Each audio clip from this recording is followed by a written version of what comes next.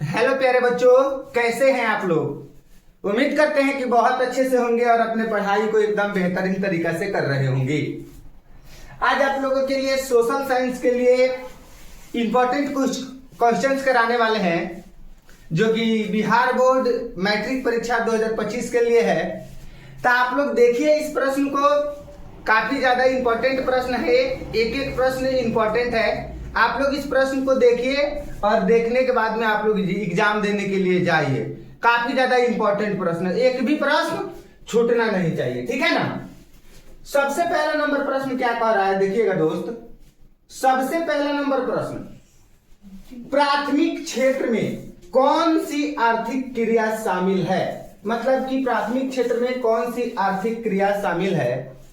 तो प्राथमिक क्षेत्र की अगर हम बात करें तो प्राथमिक क्षेत्र में कृषि भी आता है, खनन भी आता है और पशुपालन भी आता है। इसका सही उत्तर हो जाएगा इनमें से सभी, यानी कि इनमें से सभी जो है प्राथमिक क्षेत्र में, यानी कि प्राथमिक क्षेत्र की क्रिया में शामिल है, ठीक है। प्रश्न संख्या 2 ध्यान दीजिएगा। प्रश्न संख्या 2 क्या कह रहा है। प्रश्न संख्या 2 ध्यान दीजिएगा बाबू, कह रहा है कि निम्न में से कौन साख मुद्रा का उदाहरण है। साख मुद्रा का उदाहरण हो जाएगा बैंक ड्राफ्ट। आप लोग याद रखिएगा, बैंक ड्राफ्ट जो है साख मुद्रा का उदाहरण है। बैंक ड्राफ्ट क्या है, साख मुद्रा का उदाहरण है, आप लोग याद रखेंगे। प्रश्न संख्या 3 देखिए, कितना आसान प्रश्न है। कह रहा है विश्व व्यापार संगठन की स्थापना कब हुई। मतलब विश्व व्यापार संगठन की स्थापना कब हुई थी। तो विश्व व्यापार संगठन की स्थापना 1995 ईस्वी में हुई थी। विश्व व्यापार संगठन की स्थापना कब हुई थी, 1995 ईस्वी में हुई थी, ठीक है। चलिए प्रश्न संख्या 4, 2011 की जनगणना के अनुसार भारत की आबादी थी। जब 2011 में जब जनगणना हुआ था तो उस समय भारत की आबादी लगभग कितनी थी। 2011 की जनगणना के अनुसार भारत की आबादी लगभग कितनी थी। तो आप लोग कह दीजिएगा बाबू सर जी 121 करोड़। 2011 की जनगणना के अनुसार भारत की आबादी लगभग कितनी थी, 121 करोड़ थी। आप लोग याद रखिएगा, ठीक है। चलिए प्रश्न संख्या 5 देख लीजिए, क्या कह रहा है। कृषि उत्पादों की गुणवत्ता सुनिश्चित करने की मान्यता प्राप्त चिन्ह है। कृषि उत्पादों की गुणवत्ता सुनिश्चित करने का मान्यता प्राप्त चिन्ह है, कौन सा है, फटाफट से बता दीजिए। तो 1 मार्क कौन सा हो जाएगा बाबू, 1 मार्क हो जाएगा, आप लोग याद रखेंगे, ठीक है। चलिए प्रश्न संख्या 6 देखेंगे, क्या कह रहा है बबुआ। प्रश्न संख्या 6 कहता हूं केंद्रीय सांख्यिकी संगठन की स्थापना कब हुई थी। केंद्रीय सांख्यिकी संगठन जो है उसकी स्थापना 1954 ईस्वी में हुई थी। कब हुई थी बाबू, 1954 ईस्वी में हुई थी, आप लोग याद रखेंगे, ठीक है। 7 नंबर, रॉबर्ट ओवेन कहां का निवासी था। रॉबर्ट ओवेन कहां का निवासी था, ठीक है। तो जो रॉबर्ट ओवेन जो था वो ब्रिटेन का निवासी था। कहां का निवासी था, ब्रिटेन का निवासी था, आप लोग याद रखेंगे। कहां का निवासी था, ब्रिटेन का निवासी था, आप लोग याद रखेंगे, ठीक है ना। चलिए नेक्स्ट क्वेश्चन की तरफ हम लोग बढ़ेंगे। प्रश्न संख्या 8 की तरफ आप लोग ध्यान दीजिएगा। प्रश्न संख्या 8 क्या कह रहा है। कह रहा है बोल्शेविक क्रांति का नेतृत्व किसने किया। बोल्शेविक क्रांति का नेतृत्व किसने किया, बता दीजिए। बोल्शेविक क्रांति का नेतृत्व किसने किया था। तो बोल्शेविक क्रांति का नेतृत्व लेनिन ने किया था। बोल्शेविक क्रांति का नेतृत्व किसने किया था, लेनिन ने किया था, आप लोग याद रखेंगे, ठीक है। चलिए आगे बढ़ने का प्रयास करेंगे। प्रश्न संख्या 9 ध्यान दीजिएगा। कंबोडिया की राजधानी है। कंबोडिया की राजधानी कहां है। कंबोडिया की राजधानी कहां पे है। तो कंबोडिया की राजधानी नोम पेन है। कंबोडिया की राजधानी कहां पे है, नोम पेन है, आप लोग याद रखिएगा। कंबोडिया की राजधानी कहां है बाबू, नोम पेन है, आप लोग याद रखेंगे, ठीक है। चलिए प्रश्न संख्या बबुआ 10, देखिए क्या कह रहा है। किस कानून के विरोध में जालियांवाला बाग में सभा का आयोजन हुआ था? मतलब कि कौन सा कानून के विरोध में जालियांवाला बाग में क्या हुआ था? बता दीजिए। सभा का आयोजन हुआ था, बता दीजिए किसमें? तो रॉलेट एक्ट, आप लोग याद रखिएगा, रॉलेट एक्ट आप लोग याद रखेंगे। ठीक है बाबू, चलिए प्रश्न संख्या 11, ध्यान से देखिएगा। प्रश्न संख्या 11 कह रहा है, किसके अनुरोध पर महात्मा गांधी चंपारण आए थे? मतलब किनके रिक्वेस्ट पर, किनके अनुरोध पर महात्मा गांधी जो थे वो चंपारण में आए हुए थे? तो आप लोग कहिएगा सर जी, राजकुमार शुक्ल के अनुरोध पर। किसके अनुरोध पर? राजकुमार शुक्ल के अनुरोध पर महात्मा गांधी चंपारण में आए थे। ठीक है। प्रश्न संख्या 12, ध्यान दीजिएगा। प्रश्न संख्या 12 कह रहा है, वल्लभ भाई पटेल को सरदार की उपाधि किस आंदोलन के द्वारा दी गई थी? बता दीजिए। वल्लभ भाई पटेल को सरदार की उपाधि किस आंदोलन के द्वारा दी गई थी? वल्लभ भाई पटेल को सरदार की उपाधि किस आंदोलन के द्वारा दी गई थी? आप लोग याद रखेंगे, बारदोली आंदोलन। किस आंदोलन के द्वारा दी गई थी? बारदोली आंदोलन के द्वारा दी गई थी। नेक्स्ट क्वेश्चन देखेंगे बबुआ ध्यान से। प्रश्न कह रहा है, फ्लाइंग शटल का आविष्कार किसने किया था? फ्लाइंग शटल का आविष्कार किसने किया था? है कि नहीं? जॉन के ने।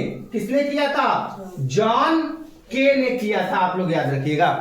किसने किया था बबुआ? जॉन के ने किया था, आप लोग याद रखेंगे। ठीक है, चलिए प्रश्न संख्या 14 देखने का प्रयास करेंगे हम लोग। देखिएगा क्या कह रहा है। प्रश्न संख्या 14 कह रहा है कि नहीं, भारत में पहली जूट मिल कहां स्थापित की गई थी? भारत में पहली जूट मिल कहां पे स्थापित की गई थी? है कि नहीं? यानी कि भारत का सबसे पहला जूट मिल कहां पे स्थापित की गई थी? तो कोलकाता में की गई थी। कहां पे की गई थी? कोलकाता में की गई थी। भारत का पहला जूट मिल आप लोग याद रखेंगे। ठीक है, चलिए प्रश्न संख्या 15 ध्यान दीजिएगा। कह रहा है, क्या कह रहा है? कह रहा है सुखाड़ का कारण है। बिल्कुल, सुखाड़ का कारण है। सुखाड़ का कारण क्या है? तो सुखाड़ का कारण है जल का अभाव। अगर जल कम रहेगा तो सुखाड़ होगा, है कि नहीं? बाढ़ का कारण क्या है? जल का बढ़ना, है कि नहीं? सुखाड़ का कारण है जल का अभाव। ठीक है, आप लोग याद रखेंगे। ठीक है ना? देखिए ध्यान दीजिए। प्रश्न संख्या 16, प्रश्न संख्या 16 क्या कह रहा है? कह रहा है संचार का सबसे लोकप्रिय साधन है। बिल्कुल, संचार का सबसे लोकप्रिय साधन कौन सा है? तो संचार का सबसे लोकप्रिय साधन सार्वजनिक टेलीफोन। संचार का सबसे लोकप्रिय साधन कौन सा है? सार्वजनिक टेलीफोन है। सार्वजनिक टेलीफोन जो है, सार्वजनिक टेलीफोन होगा ना, सार्वजनिक टेलीफोन जो है वो संचार का सबसे लोकप्रिय साधन है। ठीक है, चलिए नेक्स्ट क्वेश्चन 17 नंबर। 17 नंबर प्रश्न कह रहा है, बाढ़ का प्रमुख कारण वर्षा की अधिकता। बाढ़ का प्रमुख कारण वर्षा की अधिकता, आप लोग याद रखेंगे। तो है कि नहीं बाबू? चलिए आगे बताइएगा। प्रश्न संख्या 18 कह रहा है, क्या कह रहा है? भूकंप संभावित क्षेत्रों में भवनों की आकृति कैसी होनी चाहिए? मतलब जो भूकंप संभावित जो क्षेत्र है उस क्षेत्र में हम लोग का मकान का जो आकृति होना चाहिए किस प्रकार से होना चाहिए? तो आयताकार होना चाहिए उस क्षेत्र में मकान की आकृति, आप लोग याद रखेंगे। ठीक है, कैसा होना चाहिए? आयताकार होना चाहिए, आप लोग याद रखेंगे। प्रश्न संख्या 19 ध्यान दीजिएगा बाबू। भारत में सबसे बड़ा लौह अयस्क उत्पादक राज्य है। भारत में सबसे बड़ा लौह अयस्क उत्पादक राज्य है। भारत में सबसे बड़ा लौह अयस्क उत्पादक राज्य कौन सा है? तो कर्नाटक है बबुआ। कौन सा राज्य है? भारत में सबसे बड़ा लौह अयस्क उत्पादक राज्य कर्नाटक है, आप लोग याद रखेंगे। ठीक है, चलिए नेक्स्ट क्वेश्चन ध्यान दीजिएगा, प्रश्न संख्या 20। सीमेंट उद्योग का कच्चा माल क्या है? मतलब सीमेंट उद्योग का कच्चा माल कौन है? तो आप लोग याद रखेंगे, सीमेंट उद्योग का कच्चा माल चूना पत्थर हो जाएगा। सीमेंट उद्योग का कच्चा माल क्या हो जाएगा? चूना पत्थर हो जाएगा, आप लोग याद रखेंगे। प्रश्न संख्या 21, प्रश्न संख्या 21 क्या कह रहा है? प्रश्न संख्या 21 बाबू आप लोग ध्यान दीजिए, प्रश्न संख्या 21 कह रहा है हीराकुंड परियोजना किस नदी पर है? हीराकुंड परियोजना जो है वो किस नदी पर है? तो महानदी पर है। हीराकुंड परियोजना किस नदी पर है? हीराकुंड परियोजना महानदी पर है, आप लोग याद रखेंगे। हीराकुंड परियोजना किस नदी पर है? महानदी पर है, आप लोग याद रखेंगे। ठीक है। प्रश्न संख्या 22, दक्षिण अफ्रीका के प्रथम अश्वेत राष्ट्रपति कौन थे? दक्षिण अफ्रीका के प्रथम अश्वेत राष्ट्रपति कौन थे? तो आप लोग याद रखिएगा, नेशनल मंडेला। कौन थे? नेशनल मंडेला, आप लोग याद रखेंगे।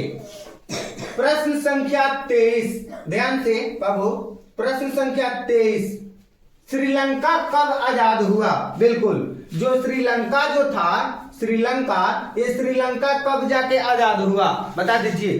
तो श्रीलंका 1948 ईस्वी में आजाद हुआ था। श्रीलंका कब आजाद हुआ था बाबू? श्रीलंका 1948 ईस्वी में आजाद हुआ था, आप लोग याद रखेंगे। ठीक है। प्रश्न संख्या 24, समता पार्टी का विलय किस राजनीतिक दलों में हुआ? समता पार्टी का विलय किस राजनीतिक दलों में हुआ? तो आप लोग याद रखिएगा, जनता दल यूनाइटेड। जनता दल यूनाइटेड इसका उत्तर हो जाएगा। ठीक है ना। चलिए नेक्स्ट क्वेश्चन 25 नंबर। 25 नंबर कह रहा है, निम्न में से कौन नगर निगम के आय का स्रोत नहीं है? निम्न में से कौन नगर निगम के आय का स्रोत नहीं है? कौन नगर निगम के आय का स्रोत नहीं है कि नहीं? आयकर। कौन नहीं है? आयकर, आप लोग याद रखेंगे। ठीक है ना बाबू। प्रश्न संख्या 26 ध्यान दीजिएगा, क्या कह रहा है? प्रश्न संख्या 26 कह रहा है, निम्न में से कौन पंचायत, निम्न में से कौन पंचायत की व्यवस्थापिका सभा है? कौन पंचायत का व्यवस्थापिका सभा है? तो आप लोग याद रखेंगे, ग्राम सभा। क्या हो जाएगा? ग्राम सभा हो जाएगा, आप लोग याद रखिएगा।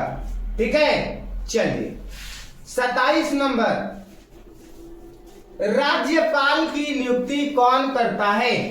राज्यपाल की नियुक्ति कौन करता है? तो राज्यपाल की नियुक्ति राष्ट्रपति साहब करते हैं। कौन करता है? राष्ट्रपति करते हैं राज्यपाल की नियुक्ति, आप लोग याद रखेंगे। ठीक है ना। चलिए 28 नंबर सवाल ध्यान दीजिएगा, क्या कह रहा है? कह रहा है, स्थानीय स्वशासन राज्य के नीति निर्देशक सिद्धांतों के किस अनुच्छेद में है? किस अनुच्छेद में है? तो अनुच्छेद 40 में है। किस अनुच्छेद में है? अनुच्छेद 40 में है, आप लोग याद रखिएगा। प्रश्न संख्या 29, ग्राम कचहरी के मुकदमे सुलझाए जाते हैं। ग्राम कचहरी के जो मुकदमे हैं वो सुलझाए जाते हैं। कैसे सुलझाए जाते हैं? है कि नहीं? तो दीवानी मामले और फौजदारी मामले, यानी कि ए और बी दोनों। ठीक है। चलिए क्वेश्चन नंबर 30। ठीक है, याद रखिएगा, मुद्रण कला का आविष्कार कहाँ हुआ था? मुद्रण कला का आविष्कार कहाँ हुआ था? तो मुद्रण कला का आविष्कार चीन में हुआ था। मुद्रण कला का आविष्कार कहाँ पे हुआ था? तो मुद्रण कला का आविष्कार चीन में हुआ था, आप लोग याद रखेंगे। ठीक है। चलिए ध्यान दीजिएगा, प्रश्न संख्या 31, विश्व की प्रथम पेपर मिल की स्थापना हुई थी। विश्व की प्रथम पेपर मिल की स्थापना हुई थी। तो विश्व की प्रथम पेपर मिल की स्थापना कहाँ पे? जर्मनी में हुई थी, आप लोग याद रखिएगा। कहाँ पे हुई थी बाबू? जर्मनी में हुई थी, आप लोग याद रखेंगे। प्रश्न संख्या 32 ध्यान से, 95 थीसिस किसने लिखी? किसने लिखी थी बाबू? तो मार्टिन लूथर ने। किसने लिखी थी? मार्टिन लूथर ने। आप लोग याद रखिएगा, ठीक है ना। चलिए आगे बढ़ने का प्रयास करेंगे, आप लोग ध्यान दीजिएगा। प्रश्न संख्या 33। प्रश्न संख्या 33 कह रहा है मीरात उल अखबार के संस्थापक कौन है? मीरात उल अखबार के संस्थापक कौन है? मीरात उल अखबार के संस्थापक कौन है बबुआ? तो आप लोग याद रखिएगा, राजा राम मोहन राय।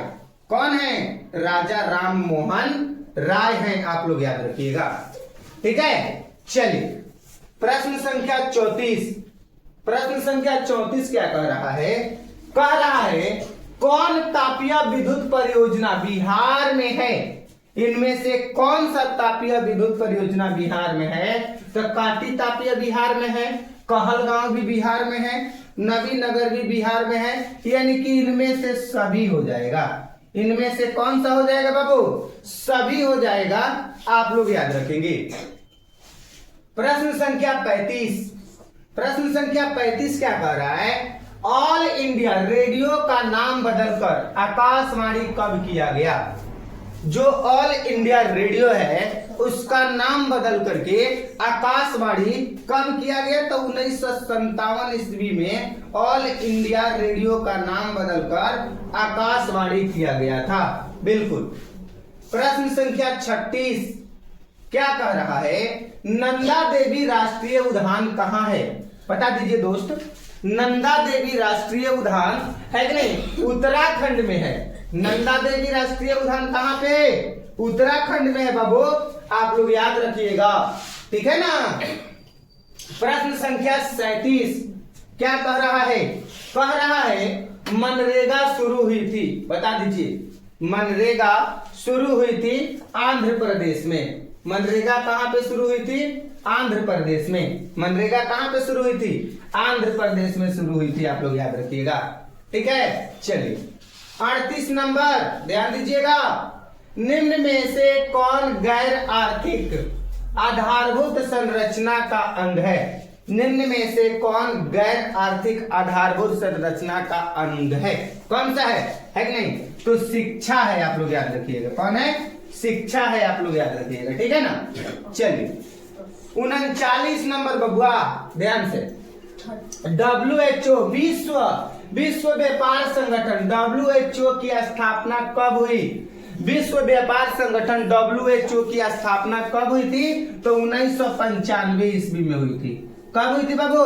1995 ईस्वी में हुई थी, आप लोग याद रखिएगा, ठीक है ना। चलिए नेक्स्ट 40 नंबर ध्यान दीजिएगा। 40 नंबर में क्या कह रहा है बाबू? कह रहा है ब्रूट लैंड आयोग संबंधित है। बता दीजिए क्या हो जाएगा? सतत विकास से। क्या हो जाएगा? सतत विकास से, ठीक है ना। चलिए नेक्स्ट क्वेश्चन की तरफ हम लोग बढ़ेंगे। प्रश्न संख्या 41 ध्यान दीजिएगा, कितना आसान और इंपॉर्टेंट क्वेश्चन है। प्रथम राष्ट्रीय मानव विकास रिपोर्ट किस प्रधानमंत्री के कार्यकाल में जारी हुई? प्रथम राष्ट्रीय मानव विकास रिपोर्ट किस प्रधानमंत्री के कार्यकाल में जारी हुई? तो किस प्रधानमंत्री के कार्यकाल में? अटल बिहारी वाजपेयी। किसके? अटल बिहारी वाजपेयी जी के कार्यकाल में, ठीक है ना। चलिए 42 नंबर देखिएगा क्या कह रहा है। 42 नंबर कह रहा है नीति आयोग का गठन हुआ था। बता दीजिए नीति आयोग का गठन जो है जनवरी 2015 को। नीति आयोग का गठन कब हुआ था? जनवरी 2015 को हुआ था नीति आयोग का गठन, ठीक है। चलिए आगे देखने का प्रयास। सबसे पहला नंबर बात क्या कह रहा है? ग्रामीण बैंक के संस्थापक कौन है? ग्रामीण बैंक के संस्थापक कौन है? तो ग्रामीण बैंक के संस्थापक जो हैं प्रोमो यूनुस हैं। ग्रामीण बैंक के संस्थापक कौन है? प्रोमो यूनुस हैं, आप लोग याद रखिएगा, ठीक है। चलिए प्रश्न संख्या 44 देखा बबुआ क्या कह रहा है? कह रहा है बिहार में अति जल दोहन से किस तत्व का संकेंद्रण बढ़ा है? बिहार में अति जल दोहन से किस तत्व का संकेंद्रण बढ़ा है? तो आर्सेनिक। किस तत्व का संकेंद्रण बढ़ा है बबुआ?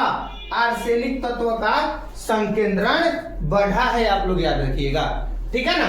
चलिए प्रश्न संख्या 45 ध्यान दीजिएगा, बता दीजिए, आसान है ना बाबू। चिपको आंदोलन के प्रवर्तक कौन है?